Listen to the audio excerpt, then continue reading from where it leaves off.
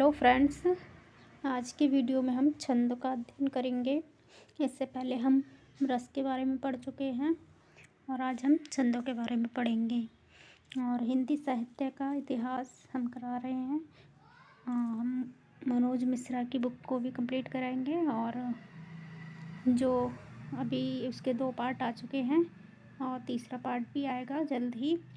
और रस का वीडियो आप देख सकते हैं, काव्य शास्त्र पे जो वीडियो डाला है, और ये छंद का वीडियो है। तो स्टार्ट करते हैं इसे। अगर चैनल पर पहली बार आए हो तो चैनल को लाइक शेयर सब्सक्राइब करके बेल आइकन प्रेस ज़रूर करें ताकि आने वाले सभी वीडियोस आपके पास सबसे पहले पहुंच सकें और चैनल में प्रमोट हो ताकि मैं अच्छी वीडियो आपके लिए ला सकूँ। तो शुरू करते हैं छंद की परिभाषा से। छंद की परिभाषा क्या होती है ये देख लेते हैं हम। छंद क्या? छंद शब्द जो है किससे बना है? छद धातु में असुन प्रत्यय जोड़ने से छंद बना है, जिसका अर्थ है प्रसन्न करना, आच्छादित करना, अक्षर संख्या का परिणाम करना आदि। आचार्य क्षेमेंद्र के अनुसार किसी भाषा के रूप को संवारने के लिए जिस प्रकार शब्द योजना, पद योजना और शैली आवश्यक है, उसी प्रकार वर्णित वस्तु की सुरुचि पूर्ण बनाने के लिए छंद योजना भी आवश्यक है। संक्षेप में जिस काव्य रचना में लघु, गुरु, मात्रा, वर्ण, यति, गति आदि का ध्यान रखकर शब्द योजना की जाती है उसे क्या कहते हैं? छंद कहते हैं। जैसे गद्य रचना के लिए व्याकरण की योजना, वैसे ही पद्य के लिए छंद की योजना है। ठीक है। उसके बाद है छंदों से काव्य रचना ध्वन्यात्मकता एवं संगीतात्मकता आ जाती है। छंदों से काव्य रचना में क्या आती है? ध्वन्यात्मकता और संगीतात्मकता जो होती है वो आ जाती है। किसी भी गायक के लिए छंदों का विधान किया गया है। ठीक है। इसके बाद छंद शब्द का सर्वप्रथम जो प्रयोग है वैदिक साहित्य में मिलता है और ब्रह्मा जी इसके आद्य आचार्य माने जाते हैं या आदि आचार्य माने जाते हैं। छंद शब्द का सर्वप्रथम उल्लेख ऋग्वेद के 10वें मंडल के 90वें पुरुष सूक्त में मिलता है। वैदिक साहित्य में 7 प्रकार के छंदों का प्रयोग हुआ था: गायत्री, उष्णिक, अनुष्टुप, बृहति, पंक्ति, त्रिष्टुप, जगति। ठीक है। इन सभी 7 प्रकार के छंदों का प्रयोग किसमें होता है? वैदिक साहित्य में। उसके बाद आता है हमारा लौकिक साहित्य। इसमें आद्य आचार्य पिंगल, इसके आद्य आचार्य कौन है? आदि आचार्य पिंगल हैं। आचार्य पिंगल की रचना है छंद सूत्र 200 ईसा पूर्व को प्रथम छंद शास्त्र की रचना मानी जाती है। वेद के 6 अंगों में छंद शास्त्र छठा अंग है। उसके बाद आता है हमारा हिंदी साहित्य में छंद शास्त्र की पहली रचना रीतिकाल के आचार्य केशव दास की मिलती है, छंदमाला। हिंदी साहित्य में मती राम की रचना छंदसार पिंगल, पद्माकर की छंद मंजरी, भिखारी दास की छंदोर्णव और सुखदेव मिश्र की वृत्त विचार आदि छंद शास्त्र की रचनाएं हैं। छंदों के भेद देख लेते हैं। छंदों के प्रमुख 2 भेद हैं, वैदिक छंद और लौकिक छंद। वैदिक छंदों में वेद के छंद है, लौकिक छंद में संस्कृत एवं हिंदी में प्रयुक्त छंद हैं। लौकिक छंदों के 2 भागों में बांटा गया है, मात्रिक छंद और वार्णिक छंद।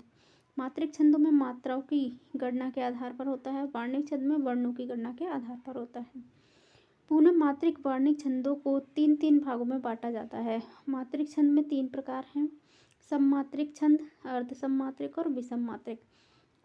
सममात्रिक में चारों चरणों में समान मात्राएं होती हैं। अर्ध सममात्रिक में सम व विषम चरणों में समान मात्राएं होती हैं। विषम मात्रिक में मात्राओं की कोई निश्चितता नहीं होती, अर्थात प्रत्येक चरण में अलग अलग मात्राएं होती हैं। अब वार्णिक छंद देख लेते हैं कौन कौन से हैं। वार्णिक में समवार्णिक जिसमें चारों चरणों में समान वर्ण हो। अर्ध समवार्णिक जिसमें सम व विषम चरणों में समान वर्ण हो। उसके बाद है विषम वार्णिक, वर्णों की निश्चितता नहीं होती। ठीक है। आगे देखते हैं छंदों के प्रमुख तत्व कौन कौन से हैं वो देख लेते हैं। तो पहला है वर्ण। वर्ण में स्वर युक्त अक्षरों को क्या कहते हैं? वर्ण कहते हैं। अतः वर्णों की गणना करते समय स्वर युक्त अक्षरों को ही गिना जाता है। जैसे कैलाश शब्द में 3 वर्ण हैं, उज्ज्वल में भी 3 वर्ण हैं। उसके बाद है मात्रा। मात्रा भी स्वरों पर होती है, ना कि अक्षरों पर। तो मूल स्वरों के लिए 1 मात्रा व संयुक्त स्वरों के लिए 2 मात्रा का विधान है। ठीक है। गिनती के लिए गणना की जाती है उसके लिए। यति, यति का अर्थ होता है विराम, जैसे रुक कर बोलना या पढ़कर बोलना। तो विराम। अर्थबोध की सुगमता के लिए चरणों पर यति का विधान है। उसके बाद है गति। छंद वाचन के समय प्रभावपूर्ण आरोह अवरोह के लय को गति कहा जाता है। मतलब कहाँ तेज बोलना है, कहाँ धीरे से बोलना है, गति के अनुसार। उसके बाद है तुक। तुक मिलाना। चरणों के अंतिम ध्वनियों के समान को तुक कहते हैं। तुक से छंद में ध्वन्यात्मकता आ जाती है। उसके बाद है चरण। जहाँ पर यति होती है उस पंक्ति को चरण या पाद कहते हैं। दल। एक ही पंक्ति में एक से अधिक चरणों को क्या कहता है? दल या अंतरा कहते हैं। इसके बाद है टेक। छंद की प्रमुख आवृत्ति वाली पंक्ति को टेक कहते हैं। टेक से ही गति यति की सम्यता आती है। इसके बाद है गण। 3 वर्णों के समूह को गण कहते हैं। काव्य में लघु गुरु व वर्णों के लिए गण का विधान है। छंद शास्त्र में कुल 8 गण हैं। इन 8 गणों से ही मात्रा या वर्णों की संख्या निश्चित होती है। गण का सूत्र है यमाता राजभान सलगा। इससे आप सभी 8 गणों को याद कर सकते हैं। इस सूत्र के प्रत्येक वर्ण से 3-3 वर्ण लेकर एक गण लेते हैं, जिससे हम छंद की मात्रा निश्चित कर सकते हैं। जैसे यमाता, यगण, इसकी मात्रा ये है, तो 1 मात्रा और 2 गुरु।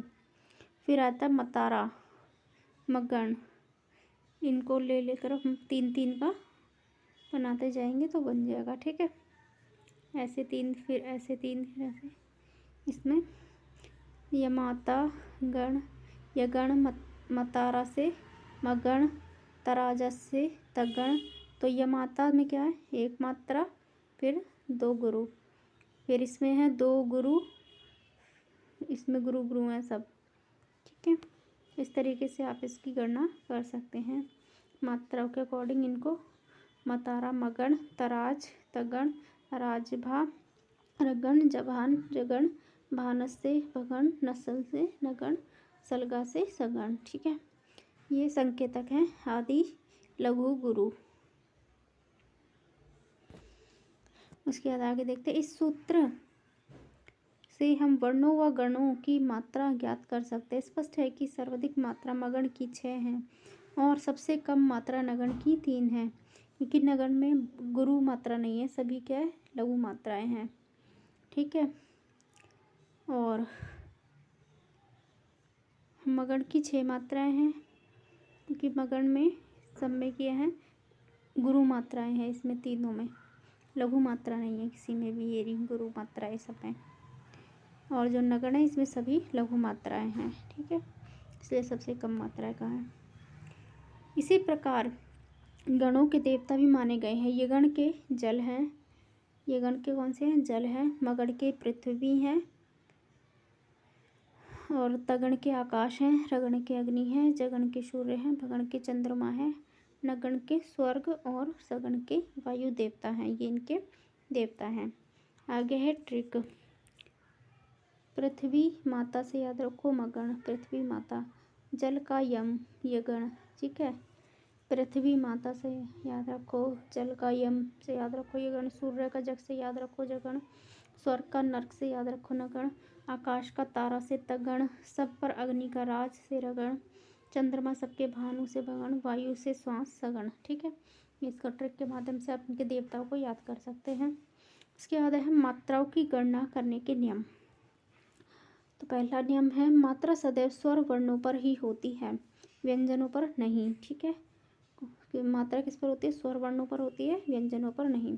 मूल स्वर है आ ई उ री। ठीक है, इनकी मात्रा क्या होती है? 1 मात्रा होती है, मतलब लघु मात्रा होती है, तथा शेष सभी दीर्घ या गुरु मात्रा होती है।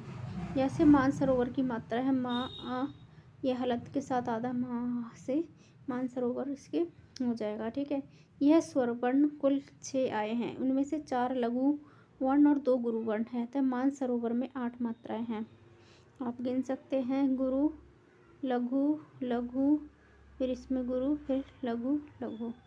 ये कितनी हो जाएंगी? 8 मात्राएं हो जाएंगी।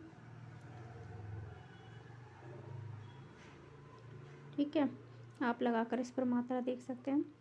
इसके बाद अनुस्वार से युक्त वर्ण सदैव गुरु होते हैं। अनुस्वार वाले जो वर्ण होते हैं वो कैसे होते हैं? गुरु होते हैं। इस पर ये बिंदी लगी होती है अनुस्वार, वो गुरु होते हैं। हंस में 3 मात्राएं होती हैं, जबकि चंद्र बिंदु वाला हमारा लघु में गिना जाता है। चंद्र बिंदु का कोई वो नहीं होता है, लेकिन खाली बिंदु होगा, अनुस्वार होगा तो वो उसकी मात्रा गुरु होगी। ठीक है, आगे है चंद्र बिंदु से युक्त होने पर वर्ण पर कोई प्रभाव नहीं पड़ता। जैसे हंस, हंस में शब्द दो मात्राएं हैं। विसर्ग से पूर्व वाला वर्ण भी गुरु माना जाता है। जैसे विसर्ग है, इसमें ये गुरु हो जाएगा हमारा दो। ठीक है, हमें तीन मात्राएं हैं।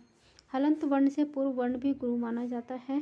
जैसे राजन, अब ये हलंत है तो ये जा हमारा गुरु हो जाएगा। तो इसमें कितनी चार मात्राएं हो जाएंगी। सत्य शब्द में तीन मात्राएं हैं।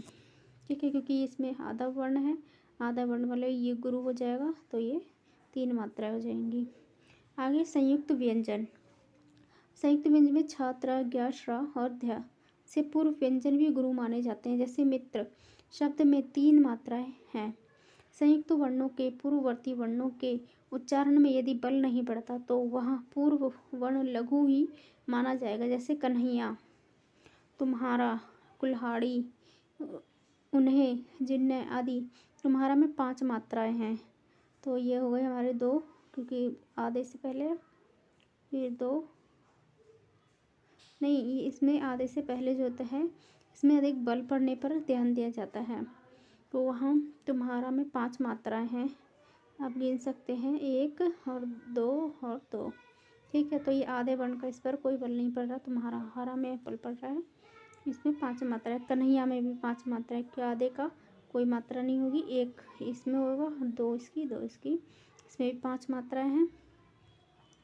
आगे देख लेते हैं मात्राएं। कुल्हाड़ी में भी पांच मात्राएं। ध्यान रहे संयुक्त अक्षर के पूर्व वर्ण को गुरु वर्ण माना जाता है, ना कि स्वयं संयुक्त अक्षर को।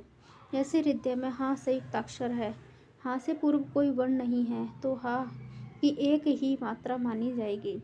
इस प्रकार हृदय शब्द में तीन मात्राएं हैं। ठीक ऐसे ही स्पष्ट वर्ण में तीन मात्राएं हैं। आगे है प्रत्येक चरण के अंतिम वर्ण को छंद की आवश्यकता अनुसार लघु या गुरु मान सकते हैं। इसके बाद है व्याख्याता परीक्षा। हिंदी के लिए सिलेबस में कुल 10 छंद हैं। ठीक है, निर्धारित यह हम केवल छंद 10 छंदों का अध्ययन ही करेंगे। कौन कौन से 10 हैं वो देख लेते हैं। सममात्रिक छंद इसमें है चौपाई, रोला, गीतिका, हरिगीतिका। ठीक है, ये सममात्रिक में आ जाएंगे। उसके बाद अर्ध सममात्रिक में दोहा और लाला। इसके बाद है विषम मात्रिक में कुंडलिया और छप्पे। और समवर्णिक छंद में द्रुत, विलंबित और कवित्त। उसके बाद 32 मात्रा या वर्णों वाले छंद को साधारण छंद, 32 से अधिक मात्रा वाले छंदों को क्या कहते हैं, दंडक छंद कहते हैं। और 32 या 32 से कम वाले जो छंद हैं हो जाएंगे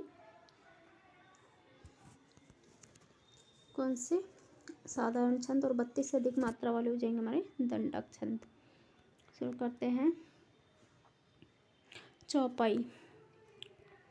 चौपाई छंद अधिकतर 4 चरण होते हैं। इसके प्रत्येक चरण में 16 मात्राएं होती है। प्रत्येक चरण के अंत में गुरु लघु नहीं होता, अर्थात जगण तगण का आना वर्जित है। गुरु लघु नहीं होता चौपाई में। ठीक है, इसमें प्रथम चरण की तुक दूसरे के साथ तीसरे चरण की तुक के साथ चरण मिलता है। तो यह एक लिंग का आसन है। इसमें आप मात्राओं के अनुसार लगा सकते हैं। ये 16 मात्राएं हैं। इस पर ना किसी का शासन है, ये भी 16 मात्राएं हैं। नित्य सिहार राह कमलासन है, ये 16 मात्राओं के आप इनमें मात्राएं गिन सकते हैं। तो जिसमें दीर्घ वर्ण होगा उसमें हमारी 2 मात्रा लगेंगी, और जिसमें एक वर्ण होगा उसमें 1 मात्रा लगेगी। छोटा आ ई ऊ में यू री में 1 मात्रा, बाकी सभी दीर्घ वर्णों में 2 मात्रा। और बिंदु आएगा ऊपर अनुसार तो 2 मात्रा होगी। हलंत आएगा तो आगे वाले वर्ण पे 2 मात्रा हो जाएगी। और चंद्र बिंदु होगा तो कोई फर्क नहीं पड़ेगा। ठीक है, तो ये इस तरीके से आप ये मात्राएं गिन सकते हैं। ये हमारा किसका है, ये पूरा किस उदाहरण है चौपाई छंद के। अब हम देख लेते हैं रोला। तो रोला छंद में क्या है, यह छंद सामान्यतः 4 चरण होते हैं। रोला में कितने चरण होते हैं, 4 चरण। इसके प्रत्येक चरण में 24 मात्राएं होती हैं। इस छंद के प्रत्येक पद में 11 व 13 मात्रा के बाद यति होती है। इसमें तुक चौपाई की तरह ही मिलती है। उदाहरण राघव बोले देख जानकी के आनंद को। अब इसमें भी आप 24 मात्राएं गिन सकते हैं। ये गुरु लघु लघु ये गुरु गुरु, फिर ये गुरु, फिर ये लघु, ये गुरु लघु गुरु, ये गुरु, ये गुरु, लघु लघु, ये गुरु। तो इससे क्या हो गई 24 मात्राएं हो गई। इसी तरीके से आप सबकी मात्राएं देख सकते हैं उदाहरणों की। इसके बाद हम देख लेते हैं गीतिका छंद। गीतिका छंद, ठीक है। इसके प्रत्येक चरण में 26 मात्राएं होती हैं। 14 वो पारा पर यति होती है। मात्राओं के बाद यति होती है। इस चरण के अंत में लघु गुरु आना आवश्यक होता है। इसमें भी चौपाई व रोला की तरह प्रथम चरण की दूसरे के साथ और तीसरे के चौथे के साथ मिलती है। उदाहरण है, धर्म के मग में अधर्मों से कभी डरना नहीं चाहिए, डरना नहीं, ठीक है। इसमें 26 मात्राएं हैं। अब ये मात्रा के अनुसार है। ये आधा ऊपर है तो ये इसमें आ जाएगा, तो ये गुरु वर्ण हो जाएगा। फिर लघु, ये गुरु, ये लघु, ये लघु, इसमें गुरु, इसमें लघु गुरु, आधा वर्ण इस पहुँच जाएगा। फिर ये गुरु गुरु लघु गुरु लघु लघु गुरु लघु गुरु, ठीक है। ये कितनी मात्रा हो गई? 26 मात्रा हो गई। इस तरीके से आप सबकी मात्राएं देख सकते हैं। इसके बाद हम आ जाते हैं हरि गीतिका छंद पे। हरि गीतिका छंद, इसमें प्रत्येक चरण में 28 मात्राएं होती हैं। 16 और 12 पर यति होती है। मात्राओं के बाद यति होती है। इसके प्रत्येक चरण के अंत में गीतिका छंद की तरह लघु गुरु होना आवश्यक है। लघु गुरु, गीतिका में भी लघु गुरु होता है, वैसे ही हरि गीतिका पे भी लघु गुरु होना आवश्यक है। इस प्रकार इसके प्रत्येक चरण में 5वीं, 12वीं, 19वीं और 26वीं मात्रा लघु होती है। कौन कौन सी? 5वीं, 12वीं, 19वीं और 26वीं मात्रा कौन सी होती है? लघु होती है, ठीक है। आगे देखते हैं इनकी मात्राएं। केवल पुरुष ही थे ना वे जिनका जगत को गर्व था, ठीक है। ये इसमें 28 मात्राएं हैं। ये गुरु हो गई, लघु लघु गुरु लघु है, ये छोटी मात्रा है। ये लघु लघु गुरु गुरु लघु गुरु लघु लघु गुरु लघु लघु लघु गुरु, ये अच्छा आधा रहा है ना ऊपर, तो गुरु, फिर ये लघु, फिर ये गुरु, ठीक है। आगे देख लेते हैं। ये मात्रा आप देख लेना। और इसके बाद आ जाता है हमारा दोहा छंद। इसके 4 चरण होते हैं। प्रत्येक चरण में तृतीय चरण में 13, प्रथम और तृतीय चरण में 13 मात्राएं, 13 और दूसरे और चौथे चरण में 11 मात्राएं होती हैं। इस प्रकार इसमें कुल 48 मात्राएं होती हैं। इसमें 13 व 11 मात्रा के बाद यति होती है। इसमें दूसरे और चौथे चरण के अंत में गीतिका व हरि गीतिका के विपरीत गुरु लघु होता है। तो गीतिका हरि गीतिका में लघु गुरु था और इसके विपरीत क्या होता है? गुरु लघु होता है इसमें दोहा में, ठीक है। प्रत्येक प्रथम तृतीय चरण में भी कभी जगण नहीं आता। दोहे में क्या नहीं आता? जगण नहीं आता। तृतीय चरण में कभी भी जगण नहीं आता। जैसे मेरी भव बाधा हरो राधा नागरी सोई, ठीक है। इसमें 13 मात्राएं हैं, इसमें 11 मात्राएं हैं। जातन की झाई पर श्याम द्रुति होई, ये मात्रा आप देख सकते हैं। मेरी में गुरु गुरु लघु लघु गुरु गुरु लघु गुरु, ठीक है। ये 13 मात्राएं हो गई। जैसे गुरु गुरु गुरु लघु लघु, ये गुरु, ये लघु, 11 मात्राएं हो गई, ठीक है। ऐसी और मात्रा आप लगा के देख सकते हैं। उसके बाद आ जाता है उल्लाला छंद पे। तो उल्लाला में क्या होता है? इसमें दोहे की ही तरह 4 चरण होते हैं। इसके प्रथम व तृतीय चरण में 15 मात्राएं होती हैं और द्वितीय व चतुर्थ चरण में 13 मात्राएं होती है, 13। इस प्रकार उल्लाला में दोहे की अपेक्षा 2 मात्राओं की वृद्धि हो जाती है। कुछ मात्रा 28 + 28 56 मात्राएं होती है। इसमें यति चरणों के अंत एवं तुक सम चरणों में मिलती है, ठीक है। तो दूसरे चौथे में सम चरणों में उसकी तुक मिलेगी। जैसे इसमें हो जाएगी गुरु लघु लघु लघु गुरु लघु गुरु गुरु लघु और ये गुरु, ठीक है। और तुक कहाँ मिल रही है? देखो सम चरणों में तुक मिल रही है इसमें, ठीक है। और ये आप देख लेना, मात्राएं गिन लेना। इस प्रकार मात्राओं की गणना छंद ज्ञात कर सकते हैं। इसके बाद है कुंडलिया छंद। तो ये देख लेते हैं। कुंडलिया छंद कैसे? एक विषम मात्रिक छंद है। इसमें कुल 6 चरण होते हैं, जिसमें पहले 2 चरण दोहे के और अंतिम 4 चरण जो होते हैं वो रोला के होते हैं। अधिकतर जो शब्द प्रारंभ में होता है वे शब्द अंत में भी होते हैं। इस प्रकार इसमें आरंभ में जो चरण होता है वह दोहे का तीसरा चरण होता है दोहे और रोला दोनों के प्रत्येक पद में 24 मात्राएं होती हैं। अंतर यह है कि दोहे में 13-11 पर यति होती है, जबकि रोला में 11-13 पर यति होती है। इस गाथा छंद में कहा जाता है, क्या कहा जाता है इसे? गाथा छंद भी कहा जाता है। जैसे साईं, लघु वो गुरु, इसमें गुरु लघु लघु लघु गुरु लघु गुरु, ये गुरु लघु लघु गुरु, ये लघु लघु गुरु लघु। ठीक है, 24 मात्राएं हो गई। बाकी ये मात्राओं की गणना आप एक और कर लें। इसके बाद हम पढ़ते हैं छप्पई छंद। कुंडलिया छंद में ये जिस वर्ड से ये शुरू होगा उसी पे ख़त्म होगा। साईं से शुरू हुआ है, ये साईं पे ही ख़त्म होगा।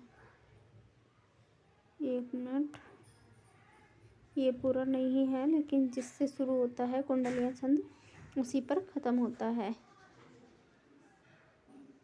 कौन करे घाटी काम पर आसर के साईं।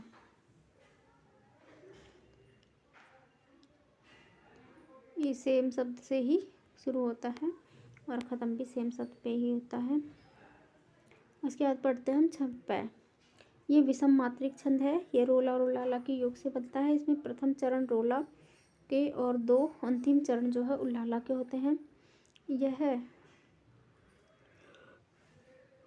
चरण का अर्थ पूरी पंक्ति मानते हैं। इस प्रकार छप्पै में 6 पंक्तियाँ होती हैं। प्रथम 4 पंक्ति रोला की और अंतिम 2 पंक्ति किसकी? उल्लाला की होती है। क्योंकि हम जानते हैं कि रोला छंद में 24-24 मात्राएं पंक्तियाँ होती हैं, 4 पंक्तियाँ, और उल्लाला में 28 मात्राओं की 2 पंक्तियाँ होती हैं।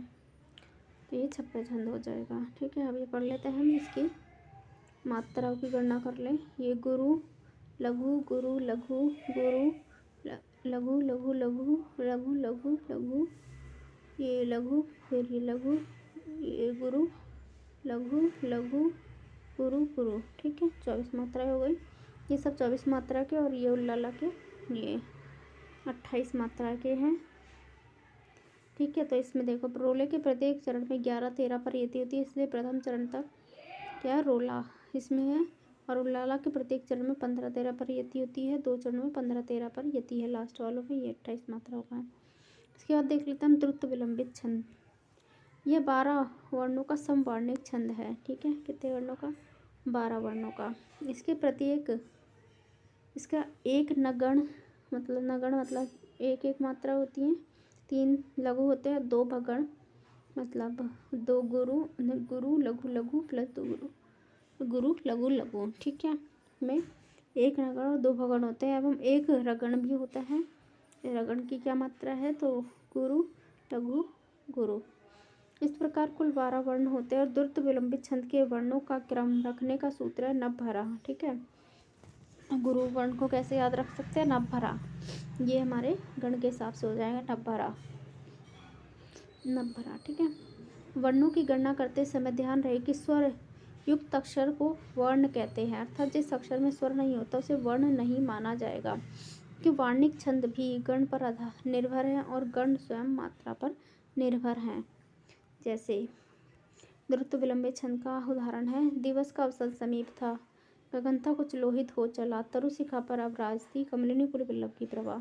तो इन सभी में 12-12 वर्ण हैं, आप देख सकते हैं।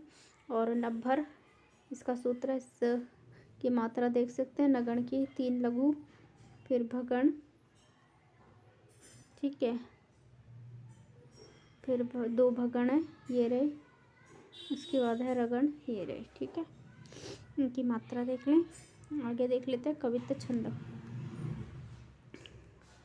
इस छंद में वर्णों का बंधन नहीं, अर्थात इसमें लघु गुरु आदि का नियम लागू नहीं होता। इस प्रकार इसमें वर्णों की मान्यता 31 और 33 वर्ण तक होती है। गहन अध्ययन के लिए 2 भागों में बांटते हैं, मनहरण कवित्त और घनाक्षरी कवित्त। तो मनहरण कवित्त के बारे में पढ़ लेते हैं। इसके प्रत्येक चरण में 31 वर्ण होते हैं और 14 व 15 पर यति होती है। इसके अंतिम वर्ण 31वां वर्ण गुरु होता है। ठीक है, तो इसका 31वां वर्ण जो अंतिम वर्ण होता है वो क्या है? गुरु है। तो ये देख गुरु वर्ण है ये। ठीक है, घनाक्षरी कवित्त पढ़ लेते हैं। इसमें 32 या 33 वर्ण होते हैं। इस प्रकार ये दंडक छंद है, क्योंकि 32 से ऊपर वाला का दंडक छंद। इसके वर्णों की संख्या के आधार पर 2 भागों में बांटते हैं, रूप घनाक्षरी इसके प्रत्येक चरण में 32 वर्ण होते हैं और इस प्रकार 16 वर्णों पर या 8 वर्णों पर यति होती है, अतः गुरु लघु वर्ण होते हैं अंत में। तो अंत में गुरु और ये लघु वर्ण है। देवगनाक्षरी पहला कौन सा? तरूपगनाक्षरी, और ये है देवगनाक्षरी दूसरा। प्रत्येक चरण में 33 वर्ण होते हैं और 16-17 पर यति होती है। इसके प्रत्येक अंत में एक नग्न होता है। अंत में क्या होता है? एक नगण होता है। कवि देव ने इस छंद का सर्वप्रथम प्रयोग किया, इसलिए इसका नाम देवघनाक्षरी पड़ा। ठीक है, इसका अंतिम में नगण है क्योंकि लघु मात्राएं हैं, ये नगण है। ठीक है, लघु मात्राओं का। छंदों का तुलनात्मक अध्ययन एक बार देख लेते हैं। छंदों को याद रखने का आसान तरीका है उदाहरण याद रखना। उदाहरण याद रखने से छंद का पता चलता है कि यह कुछ ट्रिक दी जा रही है। इसमें छंदों की प्रकृति मामूली मदद। सबसे पहले छंदों को एक साथ देख लेते हैं। चौपाई छंद, इसमें 4 चरण होते हैं, 16 मात्राएं होती हैं। गुरु लघु वर्ण वर्जित है। ठीक है, गुरु और लघु वर्ण क्या है? वर्जित है। उसके बाद दोहा, इसमें 4 चरण होते हैं, 13-11 पर जो है यति होती है। इसमें गुरु लघु वर्ण आवश्यक है। चौपाई में तो गुरु लघु क्या है? वर्ण क्या है? वर्जित है, जबकि दोहे में आवश्यक है गुरु लघु। इसके बाद है रोला, इसके 4 चरण होते हैं, 24 मात्राएं होती है, 11-13 पर यति होती है। ठीक है, मतलब सोरठा की तरह 11-13 पर यति किस पे होती है? रोला में। उसके बाद उल्लाला, इसके 4 चरण होते हैं, 28 मात्रा होती है, 15-13 पर यति होती है उल्लाला पे। और गीतिका में 4 चरण होते हैं, 26 मात्राएं होती है, लघु गुरु आवश्यक होते हैं। किसमें? गीतिका में भी लघु गुरु आवश्यक होते हैं, हरि गीतिका में भी लघु गुरु आवश्यक होते हैं, वहीं दोहा में भी गुरु लघु इसमें दोहा में गुरु लघु आवश्यक होते हैं, जबकि गीतिका और हरि गीतिका में लघु गुरु आवश्यक होते हैं। ठीक है, आगे देख लेते हैं। कुंडलियाँ, कुंडलियाँ छंद में 4 चरण होते हैं, 28 मात्रा होती है, इसमें लघु गुरु आवश्यक होते हैं। इसमें भी और किस में थे अभी देखा? हरि गीतिका में लघु गुरु, गीतिका में और कुंडलिया में। ठीक है, गीतिका, हरि गीतिका और कुंडलिया में लघु गुरु आवश्यक होते हैं। इसके बाद आ जाते हैं हम छप्पे छंद पे। इसमें 6 चरण होते हैं, 4 रोला के, 2 लाला के। इसके बाद द्रुत विलंबित, इसमें 12 वर्ण होते हैं। इसके बाद कवित्त में 31 से 33 वर्ण होते हैं। इसके बाद दोहा व रोला दोनों की प्रथम पंक्ति 2 चरणों में कुल 24 मात्राएं होती हैं। फर्क यह है कि दोहा में 13-11 पर यति होती है, जबकि रोला में 11-13 पर यति होती है। कुल मिलाकर दोहों के अंतिम चरण में 11 मात्रा होती है और 11 शुभ अंक है। इसके बाद है चौपाई। चौ यानी 4 इंटू 4 मात्राएं अर्थात 16 मात्राएं। लाला में प्रत्येक दोहे के चरण में 2 मात्राएं प्लस हो जाती हैं। लाला के प्रत्येक 2 चरण हैं, 13 + 2 + 11 + 2 28 मात्राएं। गीतिका में 26 मात्राएं होती है, हरि गीतिका से 2 मात्राएं कम होती हैं, क्योंकि हरि गीतिका में 28 मात्राएं होती हैं। छप्पे व कुंडलिया में 6 चरण होते हैं, क्योंकि ये दोनों ही गाथा छंद है, इसलिए चरण अधिक होना स्वाभाविक है। छंदों को याद रखने की ट्रिक देख लेते हैं हम। दोहा आदि युग से ही प्रसिद्ध है। गुरु जी दोहा सुनाते हैं और शिष्य स्मरण करते हैं, इसलिए दोहे के अंत में गुरु शिष्य यानी गुरु लघु मात्रा आना आवश्यक है। लघु का संकेतक शिष्य समझें। इसके बाद द्विवेदी युग के कवि मैथिली शरण गुप्त ने हरिगीतिका छंद का बहुत अच्छे से प्रयोग किया। मैथिली शरण गुप्त के गुरु महावीर प्रसाद द्विवेदी थे। गुरु जी पहले ब्रज भाषा में रचना लिखते थे। द्विवेदी जी के कहने से गुप्त जी ने खड़ी बोली में लिखना शुरू किया। अब ट्रिक यह है कि शिष्य लिखता है और गुरु उनकी रचना देखता है कैसी है रचना, मतलब पहले शिष्य फिर गुरु। इस प्रकार गीतिका हरिगीतिका छंद के अंत में शिष्य यानी लघु गुरु मात्रा आना आवश्यक है। ठीक है, आगे देख लेते हैं हम। चौपाई छंद में तुलसीदास ने रामचरितमानस की रचना की। तुलसी के राम प्रिय है, इसलिए चौपाई छंद में गुरु शिष्य वर्जित है, यानी चौपाई के अंत में गुरु लघु मात्रा नहीं आनी चाहिए। यह अन्य अर्थ ना लें, यह केवल ट्रिक है। उसके बाद डॉक्टर कुंदन। कुंदन यानी कुंडलियाँ छंद। डिस यानी दोहा, आर मानी रोला। ठीक है, दोहा रोला। इस प्रकार कुंडलिया में दोहा प्लस रोला के चरण होते हैं। उसके बाद है छगन डो लाल। छगन डो लाल से हो जाएगा छप्पे छंद, और रो मतलब रोला यानी लाल यानी उल्लाला। इस प्रकार छप्पे में रोला और उल्लाला के चरण होते हैं। मेघ ने दुरत उलंबित नभ भरा। ठीक है, अर्थात तीव्र गति से नभ में बादल छा गए। ना से नगण, भा से भगण, भा से भगण और रा से रगण। इस प्रकार द्रुत विलंबित छंद में नगण, भगण, भगण और रगण होते हैं। नभ रा से याद रख सकते हैं द्रुत विलंबित में। ठीक है, उसके बाद है 32 का रूप और 31वां गुरु मन हर लेता है।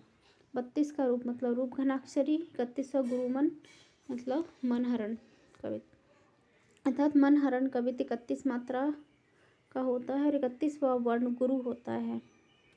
ठीक है, 31वां गुरु मनहर लेता है तो 31वां वर्ण क्या होता है, गुरु होता है और मनहरण में होता है। इसी प्रकार 32 वर्णों का छंद रूप घनाक्षरी होता है।